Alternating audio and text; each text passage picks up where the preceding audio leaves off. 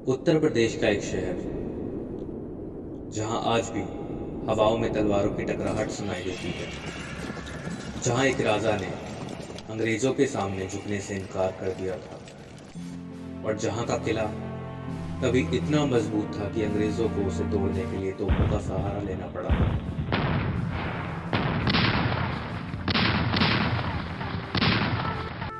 आज का हाथरस कभी व्यापार और शक्ति का बड़ा केंद्र माना जाता था। यह शहर सिर्फ अपने किले के लिए नहीं, बल्कि अपने साहस, संस्कृति और संघर्ष के लिए भी जाना जाता है। कहा जाता है कि हाथरस का नाम हाथरसी देवी और स्थानीय लोक कथाओं से जुड़ा है।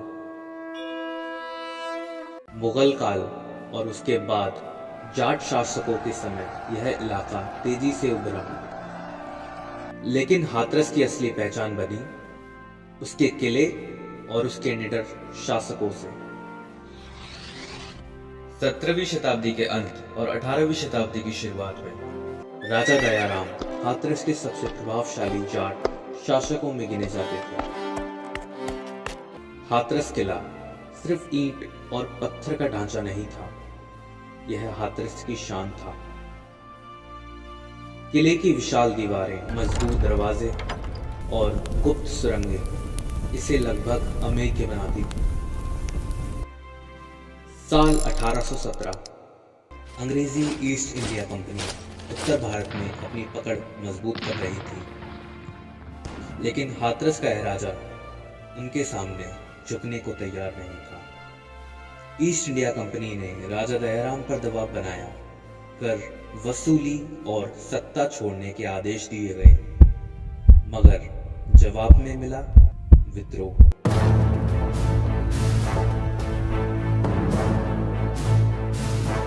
इसके बाद अंग्रेजों ने हाथरस किले पर हमला कर दिया, तोपें दागे, दीवारें तोड़ी और हाथरस का युद्ध इतिहास में दर्ज है। कहा जाता है कि युद्ध के बाद अंग्रेजों ने किले के बड़े हिस्से को नष्ट कर दिया था, ताकि दोबारा कोई विद्रोह जन्म न ले सके।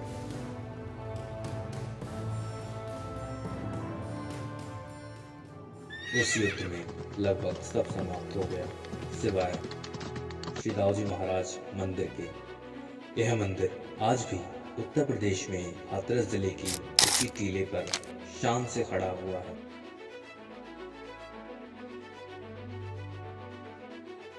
आगे वीडियो में जानेंगे ऐसी क्या शक्ति थी जिससे कि उस युद्ध में सब नष्ट हो गया, सिवाय उस मंदिर के।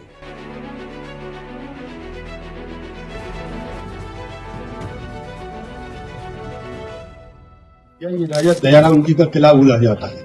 राजा साहब ने इसका मंदिर का निर्माण किया 1775 में। तो वो बिहारी जी के भक्त थे, यहाँ पे बिहारी जी का मंदिर बनाना चाहते, बशर्ते यहाँ पर जो है वो खेलन भूमि दाऊ जी की है। यहाँ पे आप देखेंगे हाथरस में रसिया है, निगाड़े हैं, भांग ठंडाई है, मल्लही है, घी बूढ़े हैं, ये आपको यहाँ पर हाथरस में प्रसिद्ध चीजें मिलेंगी। तो ये दाऊ जी की प्रसिद्ध चीज है, भांग ठंडाई है। यमुना जी के इस पार कृष्ण की खेलन भूमि थी, गोकुल की वो गानों की, यमुना के इस पार दाऊ जी। इस कारण दाऊ जी का ये महाराष्ट्र का करूँ जी ने विराजमान किया था। ये बिहारी जी की नकल पे ही मंदिर बनाया गया था। जब राजा साहब ने मंदिर बनवाया, इसका निर्माण किया, यहाँ पर किया 1850 में यहाँ पर अंग्रेजों ने गोली बरसाई, 5 गोले मारे थे तोप से, सासनिंग से, यहाँ से 12 किलोमीटर दूर थे। 3 भाइयों की 3 रियासत थी, एक जाए की हिंदुस्तान की, यहाँ से तीनों जगह थे। प्रशासन काफी दिन लग गई, तो यहाँ से बड़ी रियासत है, ये तो और भी रहेगी। अंग्रेजों ने के बाद में सो गया था मंदिर। हमारे पूर्वज उसी समय की शिवा पूजा चले आ रहे करते थे, बाबा करते थे, दादा करते थे। हम लोग 3 पीढ़ी में 3 आप ये समझिए, उस समय जिस समय जंगल था यहाँ पे, और यहाँ पे रामलाल तहसीलदार आई थी, तो उनको कष्ट था। तो हमारे पूर्वजों ने प्रार्थना करी, आपका कष्ट दूर होगा। उनका कष्ट दूर हुआ, तो ठाकुर जी को भूल गए, ठाकुर जी ने स्वप्न दिया, मैंने तेरा कष्ट करा तो मैं तुमको अभी ज्ञान दिया, तो मैंने महाराज मेरा जन्म महोत्सव मनाएंगे।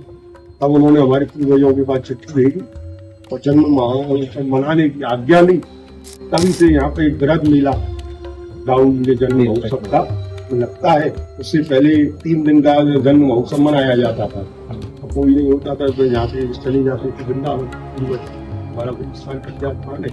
तो जब से यहाँ पर एक मेला श्यामलाल तहसीलदार जी है, कुछ लोग कहते हैं कि मंदिर में सेवा नहीं की थी श्यामलाल जी ने, उन्होंने मेला को बढ़ाया था जन्म महोत्सव। तो सेवा तो जन्म से चल रही है, जब से मंदिर बनाए जब से सेवाएं चल रही है। कुछ पत्रकार लोग अखबार वाले बंधु ऐसे छाप देते हैं कि ने श्यामलाल जी ने मंदिर की सेवा पूजा चालू कराई। सेवा पूजा नहीं चालू कराई थी, उन्होंने जन्म महोत्सव मनाया। ठाकुर जी ने आज्ञा दी थी उनको। जब से ये मेला बरकरार चल रहा है, ये दाऊद जी का ऐतिहासिक, जिसने जो मांगा उसको वो यहाँ पर मिल गया, कोई खाली आकर नहीं गया है।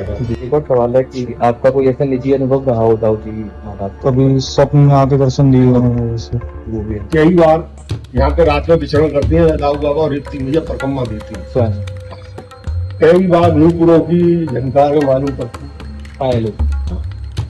हमें झंकारें मालूम पड़ती है, और जो भी कोई भी कष्ट होता है तो पहले हमको वो आगाह कर देती है। जैसे हम यहाँ सोते हैं रात को, वहाँ कोई भी वो यहाँ पर अकेले कोई सिक्योरिटी नहीं है, कोई सुरक्षा नहीं है। दाऊद बाबा की सुरक्षा है यहाँ पर, वो अपने आप कहते हैं अंदर चलिए तो कुछ ना कुछ देखने को मिल जाएगा यहाँ पे आपको। तो उन्हीं की सुरक्षा से, उन्हीं की कृपा से हम लोग यहाँ पे, तो ये कोई शासन प्रशासन का कोई ध्यान नहीं है सर, और ना ही कोई जरूरत है। आप देखिए राम बाबू डीलिंग मिल वाले थे, उन्होंने काफी पैसा लगा के इस मेले की तरक्की की, बढ़िया सेठ थे उन लोगों ने। फिर उसके बाद में रामवीर उपाध्याय ऐसे आई ठाकुर जी दाऊद जी के वक्त, उन्होंने ये सब बनवाया, यहाँ पर निर्माण करवाया। तो इधर कोई शासन प्रशासन का कोई ध्यान नहीं है इस प्रकार। हाँ, यहाँ पर कोई शासन प्रशासन का ध्यान नहीं है। 15 दिन के लिए सब लोग आते हैं और फिर 11 महीने दाऊद जी को सब भूल जाते हैं, कोई देखता ही नहीं है। कहाँ कोई टूटे फूरेंगे, खराब पड़ी है, कोई नहीं देखता है। इधर शासन प्रशासन का ध्यान हो तो इसकी तरक्की हो मंदिर की। इधर खुला पड़ा रहता है, आम रोड बना रहता है रात में, असामाजिक तत्व के लोग घूमते रहते हैं मंदिर बंद होने के बाद में। यहाँ अब हमारी बोरिंग खराब पड़ी, हमने कब से कहा, कोई नहीं सुना।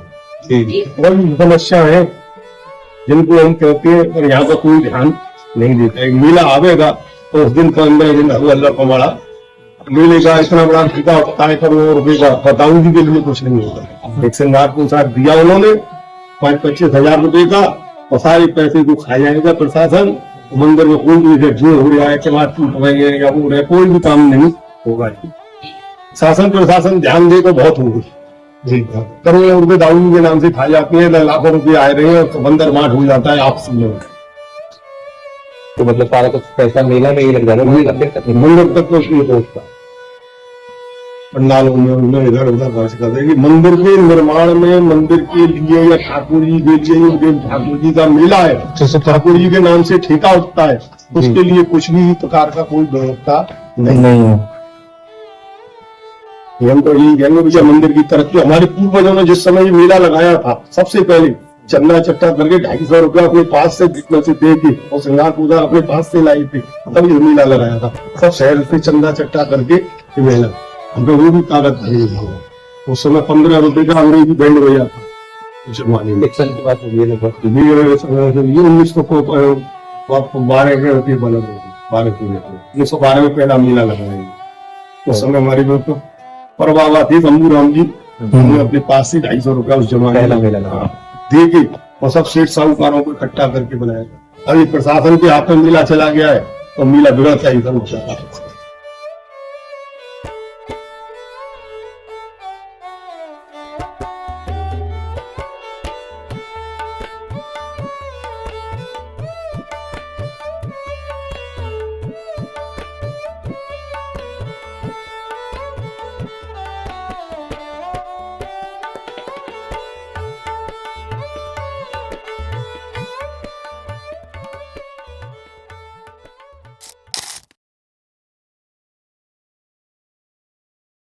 तो जैसे कि पंडित जी ने बताया था कि तोप के गोले भी दागे गए थे मंदिर पे, एंड पूरा का पूरा किला ध्वस्त हो गया था, लेकिन मंदिर ध्वस्त नहीं हुआ था। और वो इस बात का प्रमाण है, जैसे कि आज भी अगर हम दाऊदी मंदिर पे जाएं और देखें उसकी चोटी पे, तो आज भी हमें होल्स दिखते हैं बकायदा तोप के गोलों के, कि मतलब वो गए तो थे अंदर मंदिर के अंदर, मगर मगर वो फटे नहीं। तो ये आज भी उस बात का प्रमाण है। और पूरा मंदिर का रेनोवेशन होती है, सब कुछ होता है, पेंट होता है, हर साल होता है, लेकिन उन छेदों को भरा नहीं जाता, जस्ट बिकॉज कि वो प्रमाण है इस चीज़ का कि हाँ, दाऊ बाबा में कितनी शक्ति है और उन्होंने अपने मंदिर को ध्वस्त होने नहीं दिया। और आज भी इस वक्त भी वो तोप का गोला मंदिर के अंदर ही है, रखे हुए हैं, जितने भी थे वो सब रखे हुए हैं, उनमें से एक भी आज तक फटा नहीं। मेला बहुत अच्छा लगता है, और दूसरी बात, मेला को 100 वर्ष से ऊपर हो गया। अब जाके देखेंगे तो वहाँ कुछ नहीं दिखेगा, लेकिन मेला के समय बहुत वातावरण अच्छा रहता है, और मतलब कि बहुत सी अच्छी चीज़ रहती है यहाँ पर मेला में देखने को। प्रसिद्ध है, बहुत दूर दूर से सेलिब्रिटी वगैरह भी आते हैं, और बहुत से प्रोग्राम भी होते हैं मेले में। और जैसे कि दाऊजी मेला मेला में कुश्ती का महत्व बहुत ज़्यादा है, कुश्ती होती है यहाँ पर। जैसे कि एक दाऊजी भी पहलवान थी, बाहर से बहुत लोग आते हैं कुश्ती करने। वहाँ पे एक सेवादार थे, वो सेवादार हमको बीच जंगलों में लेके गए, और जंगल के बीचों बीच एक हमको उन्होंने कुआं दिखाया। वो कुआं मतलब ऐसा लग रहा था कि किसी ने मिट्टी से भरा हुआ है, वो किसी ने उसके भीतर मिट्टी डाली, वो कुआं भर के बंद कर दिया गया है। जब हम रिसर्च कर रहे थे इसके ऊपर, तब हमको एक चीज़ पता चली थी कि इस किले में से एक कुआं जाता था, और उस कुएं में से सुरंगें जाती थी।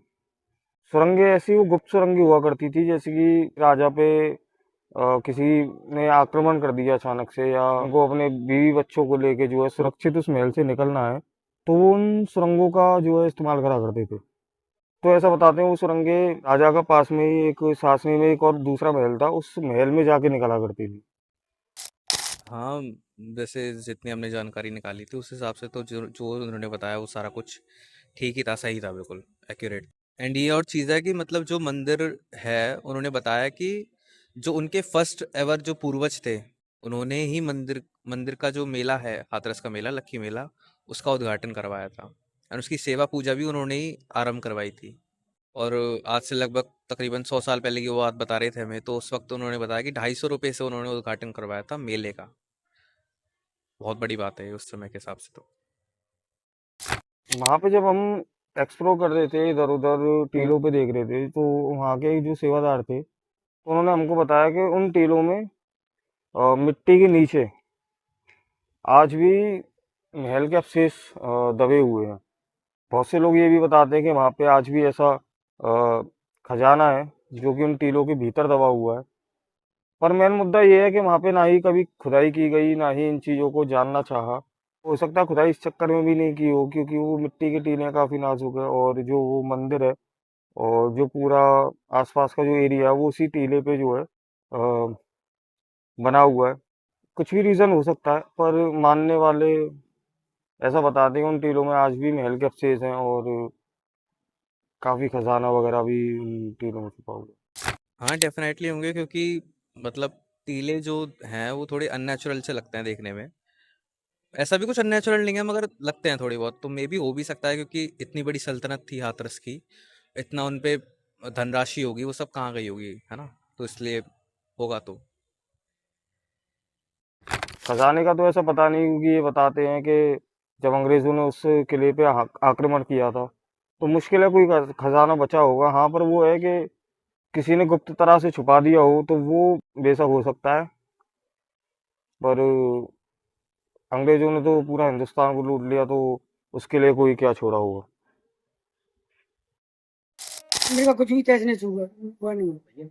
आप लोग अपने दाऊ बाबा ने तुम जाकर इतना करना चमत्कार देखा है कि अच्छे अच्छे पुजारी, सीजीएम, सीएम, डीएम, कलेक्टर अच्छे अच्छे दंडवत करते आते हैं। यहाँ किसी भी जो होती है पहले दाऊ बाबा के पास आती है। कोई भी अधिकारी हो, चाहे पुरातत्व विभाग वाले हो, या डीएम साहब हो, या एजीएम साहब हो, पटवारी हो, कानगो हो, डीपीआरओ हो, डीडीओ हो, सीडीओ हो, सब चमत्कार दाऊ बाबा का रहता है। हमने गिरते को उठता हुआ देखा। एक व्यक्ति ऐसा देखा था जो मुंह से 25 साल से नहीं बोलता था। हमने उसको दाऊ बाबा के मंदिर में भजन करते देखा, तो वो राधा राधा राधा राधा कह गया। ऐसे चमत्कार हमने देखा। 25 साल से नहीं बोल रहा तो उसकी जीभ नहीं पलटती थी, उसको सपने दिखाई देती। और दाऊ बाबा साक्षात आते हैं, दाऊ बाबा वहां से चल के यहाँ आते हैं, दाऊ बाबा से नहीं, बड़े वाले दाऊ जी से भोग लगाने आते हैं। साक्षात रेवती मैया बैठी देखो सामने, दाऊ दाऊ सब कहे, मैया कहना कोई, दाऊ के दरबार को मैया कहते हो, मैया हुक्म चलाती हूँ, दाऊ बाबा काम करते हैं।